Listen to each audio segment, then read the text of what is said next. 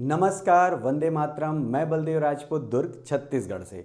आज हम लोग बात करने वाले हैं आइंस्टीन कोफिशिएंट मतलब आइंस्टीन गुणांक ए और बी के बारे में।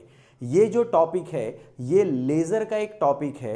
अगर आप इस वीडियो को अच्छे से समझना चाहते हैं तो उससे पहले डिस्क्रिप्शन पे मैंने स्वतः उत्सर्जन सेल्फ इमिशन, उद्दीपित उत्सर्जन स्टिमुलेटेड एमिशन, अवशोषण एब्जॉर्प्शन से रिलेटेड जो डेफिनेशन बताए हैं उसका लिंक मैं आपको डिस्क्रिप्शन में दे दूंगा। पहले आप उसे पढ़ लें या उसे समझ लें, उसके बाद अगर आप इस टॉपिक को पढ़ते हैं तो ये टॉपिक आपको पूरा समझ में आएगा। इसके साथ ही मैं लेज़र में मैंने जितने भी क्वेश्चन पढ़ाए हैं उससे रिलेटेड सारे जो एक प्लेलिस्ट बना हुआ है लेज़र का, उस प्लेलिस्ट को भी मैं डिस्क्रिप्शन पे उसका लिंक दे दूंगा, जिससे आपको लेज़र के बारे में जो सारे क्वेश्चंस हैं वो आपको एक ही जगह पर मिल जाएंगे। तो चलिए शुरू करते हैं आज का टॉपिक। आज का टॉपिक है relationship between Einstein coefficient A and B. Hindi में अगर इसे कहें तो आइंस्टीन गुणांक ए और बी के बीच संबंध स्थापित करना। अब देखिएगा, मैंने यहां पर सिर्फ डेरिवेशन को एक्सप्लेन किया है। बच्चों का ये क्वेश्चन होता है कि सर हम थ्योरी को कैसे लिखें। थ्योरी हमेशा आपको वही लिखनी है जो आपने डेरिवेशन में रिप्रेजेंट किया है। जैसे इसकी जो थ्योरी आएगी उसमें आपको सेल्फ इमिशन, स्टिमुलेटेड इमिशन और अब्जॉर्प्शन मतलब स्वतः उत्सर्जन, उद्दीपित उत्सर्जन और अवशोषण को बताना है। इसके साथ साथ यहां पर जितने पर भी अगर आप देखिएगा, यहां पर अगर आपको N2 दिख रहा है तो ये एक्साइटेड स्टेट मतलब उत्तेजित ऊर्जावस्था के एटम को मतलब परमाणुओं की संख्या को दर्शाएगा। और अगर N1 दिख रहा है जो आपको यहां पर, यह जो है यह आपका ग्राउंड स्टेट मूल ऊर्जावस्था में परमाणुओं की संख्या को दर्शाता है। U12 जो है वो ऊर्जा घनत्व को दर्शाता है। 1-2 इस बात को बताता है कि हम ग्राउंड स्टेट से एक्साइटेड स्टेट में जा रहे हैं। 1 मतलब ग्राउंड स्टेट, 2 मतलब एक्साइटेड स्टेट। 1-2 जब एक साथ आता है इसका सीधा सीधा मतलब है कि हम ग्राउंड स्टेट से एक्साइटेड स्टेट की तरफ जा रहे हैं। तो देखते हैं यहां पर स्वतः उत्सर्जन की दर स्टिमुलेटेड एमिशन सेल्फ एमिशन जो रहता है उसे हम रिप्रेजेंट करते हैं RA से। यह हमेशा डिपेंड करेगा किस पर? एक्साइटेड स्टेट में जो नंबर ऑफ एटम है उस पर। मतलब स्वतः उत्सर्जन की दर उत्तेजित ऊर्जावस्था में परमाणुओं की संख्या के समानुपाती होती है। मतलब RA is proportional to N2। अगर मैं कभी भी इस प्रोपोर्शनल के साइन को हटाऊंगा तो मुझे कांस्टेंट लेना पड़ेगा। यहां पर जो मैंने कांस्टेंट लिया है वो लिया है A12। अब देखिएगा A12 का मतलब फिर से मैं रिपीट कर देता हूं, ग्राउंड स्टेट से एक्साइटेड स्टेट में जब आप जाते हैं मतलब मूल ऊर्जा से उत्तेजित ऊर्जावस्था में जाते हैं उसे यह 12 रिप्रेजेंट करता है। तो RA क्या हो गया? सेल्फ इमिशन मतलब स्वतः उत्सर्जन। N2 क्या हो गया? परमाणुओं की संख्या। कहां पर परमाणुओं की संख्या? उत्तेजित ऊर्जावस्था में परमाणुओं की संख्या। दूसरा देखते हैं, उद्दीपित उत्सर्जन की दर स्टिमुलेटेड एमिशन दो चीजों पर निर्भर करता है। पहला क्या है? RB is proportional to N2 मतलब उत्तेजित ऊर्जावस्था में एक्साइटेड स्टेट में नंबर ऑफ एटम पर डिपेंड करता है, इसीलिए RB is proportional to N2। दूसरा, RB is proportional to U12। U12 मतलब ऊर्जा घनत्व, एनर्जी डेंसिटी। जो उद्दीपित उत्सर्जन है स्टिमुलेटेड एमिशन जो है वो दो चीजों पर डिपेंड करता है। फर्स्ट, एक्साइटेड स्टेट में नंबर ऑफ एटम पहला, दूसरा जो एनर्जी डेंसिटी है उसके। अब देखिएगा यहां पर दोनों पर प्रोपोर्शनल का साइन लेगा है, तो मैं दोनों को अगर कंबाइन कर दूं तो RB is proportional to N2 U12 बराबर है। अब देखिएगा यहां पर प्रोपोर्शनल का साइन अगर मैं हटा दूं तो यहां पर मैं एक और कांस्टेंट ले लेता हूं B12। B12 ये रिप्रेजेंट करेगा कि ग्राउंड स्टेट से एक्साइटेड स्टेट। थर्ड देखते हैं, अवशोषण की दर अब्जॉर्प्शन। अब्जॉर्प्शन दो चीजों पर डिपेंड करता है। पहला, ग्राउंड स्टेट में कितने नंबर ऑफ एटम है मतलब मूल ऊर्जावस्था में कितने परमाणु हैं, तो RC is proportional to N1। दूसरा, एनर्जी डेंसिटी ऊर्जा घनत्व, तो RC is proportional to U12। यहां पर भी अगर आप देखेंगे तो दो प्रोपोर्शनल का साइन है तो दोनों को कंबाइन करके हम लिख सकते हैं। प्रोपोर्शनल का जब आप साइन हटाएंगे तो यहां पर लिखेंगे B12। अब यहां पर कई बच्चे पूछते हैं सर यहां पर आपने A12 लिया, यहां पर आपने B12 लिया, तो यहां पर आपने C12 क्यों नहीं लिया?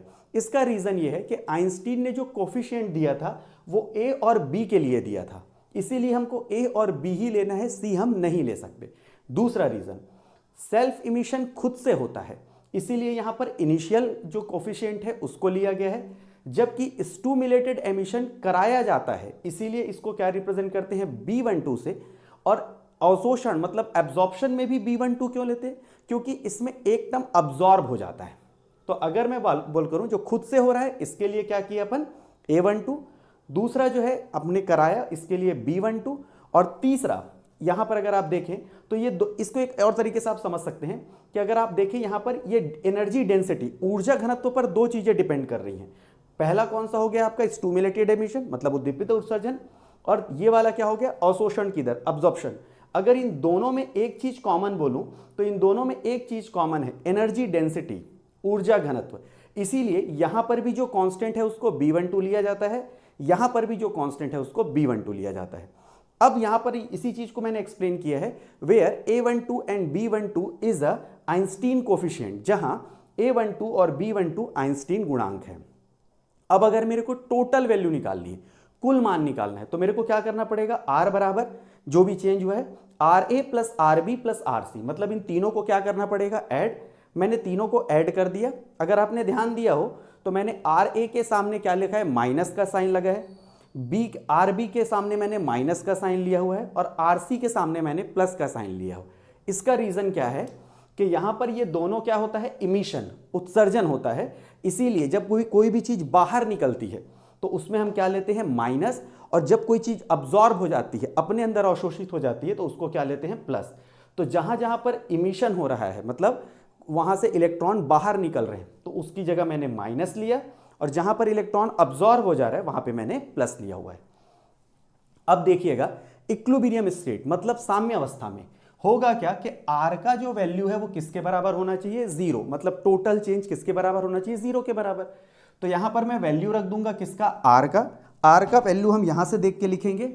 अब यहां पर देखिएगा R का मैंने पूरा वैल्यू लिखा हुआ है, ये जो पॉजिटिव वाली जो क्वांटिटी है इसको मैंने एक जगह रखा, और यहां जो माइनस वाली क्वांटिटी है अगर मैं उसको बराबर के उधर लेके चले जाऊं तो माइनस किस में कन्वर्ट हो जाएगा प्लस में। और अगर आप ध्यान दें तो इन दोनों में एक चीज कॉमन है वो है N2, तो मैं क्या करूंगा N2 को निकाल दूंगा कॉमन। अब देखिएगा बोल्ट्जमैन स्टैटिक्स से बोल्ट्जमैन सांख्यिकी से N2 किसके बराबर होता है N1 into e to the power minus h nu 12 upon K2। यहां पर न्यू 12 फ्रीक्वेंसी है जो ग्राउंड स्टेट में एक्साइटेड ग्राउंड स्टेट से एक्साइटेड स्टेट पे जाने पे क्रिएट होती है। तो ये कांस्टेंट वैल्यू है, इसको याद रख लीजिएगा। जब कभी मैं आपको बोल्ट्जमैन स्टैटिक्स पढ़ाऊंगा तो इसका एक डेरिवेशन आपको एक्सप्लेन कर दूंगा। अभी आप याद रखिएगा कि N2 किसके बराबर होता है N1 into e to the power h minus h nu 12 upon K2 के। अब देखिएगा इक्वेशन नंबर 4 में जहां पर भी आपको ये N2 दिख रहा है वहां पर आप इस पूरे वैल्यू को क्या कर दीजिए पुट कर दीजिए। जैसे ही आप वैल्यू को पुट करोगे तो आपको ये क्वांटिटी मिलेगी। देखिएगा ये मैंने एज इट इज लिखा हुआ है, इसको भी मैंने एज इट इज लिखा, और इस N2 की जगह में ये पूरी क्वांटिटी मैंने लिख दी। अब देखिएगा N1 से N1 कैंसिल हो जाएगा, ठीक है, और ये मल्टीप्लाई में है। इधर आने के बाद क्या हो जाएगा डिवाइड, तो डिवाइड कैसे होगा 1 upon e to the power minus H12 upon KT। और अगर मैं इसको ऊपर लेके चले जाऊं तो ये जो माइनस वाली क्वांटिटी है वो किस में कन्वर्ट हो जाएगी प्लस में। तो अगर आप देखें B12 U12 इसको मैं यहां पे लाऊंगा और इसको ऊपर लेके चले जाऊंगा तो ये हो जाएगा E to the power H nu 12 upon KT, और ये वाली क्वांटिटी मेरी एज इट इज है। अब अगर मैं देखूं यहां पर तो अगर आप ध्यान दें तो यहां पर भी देखिएगा B12 वाली क्वांटिटी है, U12 वाली क्वांटिटी है, यहां पर भी B12 है और U12 है। तो हाथी हाथी एक तरफ घोड़ा घोड़ा एक तरफ, मतलब पक्षांतर अगर मैं कर दूं तो इस पूरी क्वांटिटी को मैं पहले इधर लाऊंगा, फिर जो कॉमन क्वांटिटी है उसको बाहर निकाल लूंगा। तो यहां पे क्या बचेगा E to the power H nu by KT, ये -1 आएगा क्योंकि मालूम ये पूरा निकलने के बाद ये पूरी क्वांटिटी बाहर निकल जाएगी, तो आपके पास क्या बचेगा -1।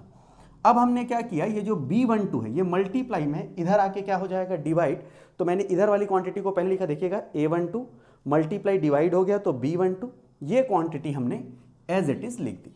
बराबर है यहां तक। अब देखते हैं आगे प्लांक क्वांटम सिद्धांत से। यह भी जैसे मैंने आपको बताया बोल्ट्जमैन सांख्यिकी होता है। जब हम स्टैटिक्स पढ़ेंगे तो इसका पूरा डेरिवेशन मैं आपको बता दूंगा।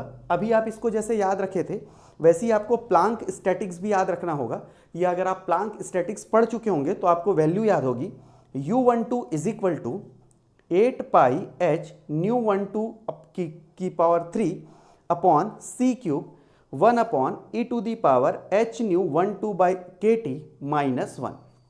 ये एक कांस्टेंट वैल्यू नहीं है, इसका भी वैल्यू निकालना पड़ता है। अगर आप स्टैटिक्स कभी भी पढ़ेंगे तो उसमें आपको ये डेरिवेशन मिल जाएगा। अब अगर मैं देखूं फ्रॉम इक्वेशन नंबर 5 एंड 6, समीकरण 5 और 6 से मैं यहां पर u12 की जगह ये पूरा वैल्यू पुट कर दूंगा। जैसे ही मैं ये वैल्यू पुट करूंगा तो आप ध्यान देंगे कि यहां पर जो 1 अपॉन में जितनी भी क्वांटिटी है वो इसके साथ मल्टीप्लाई है, तो ये दोनों वैल्यू क्या हो जाएगा, कैंसल, और मेरे पास आंसर बचेगा a12 upon b12 is equal to, मैं आपको फिर से रिपीट कर देता हूं, मैंने इस u12 की जगह इस पूरे वैल्यू को पुट कर दिया। वैल्यू पुट करने के बाद ये कैंसिल हो जाएगा, कैंसिल होने के बाद हमारा फाइनल आंसर आएगा a12 अपॉन b12, देखिएगा बराबर है, और सिर्फ ये नीचे वाली क्वांटिटी कैंसिल हुई है तो बचेगा 8 पाई h nu12 का cube upon c cube. This is required relation, यही अभिष्ट संबंध है। यह जो संबंध है वह मैथमेटिकल फॉर्म में लेजर को रिप्रेजेंट करता है, और यह जो टॉपिक है वो लेजर में पूछे जाने वाले टॉपिक का सबसे इंपॉर्टेंट क्वेश्चन है। आप हमेशा याद रखिएगा, लेजर के पूरे यूनिट में बीएससी में गिनती के ही डेरिवेशन हैं, जिनमें से एक ये है। तो कृपा करके इसको मत छोड़िएगा, इसको अच्छे से पढ़ लेंगे, और मैंने डिस्क्रिप्शन पे जो लिंक दिया है उसको पढ़ने के बाद अगर आप इस टॉपिक को पढ़ेंगे तो आपको बहुत अच्छे से यह समझ में आएगा। मैं उम्मीद करता हूं कि आज का यह वीडियो आपको पसंद आया होगा। तो मिलते हैं अगले वीडियो में, तब तक के लिए जय हिंद, वंदे मातरम।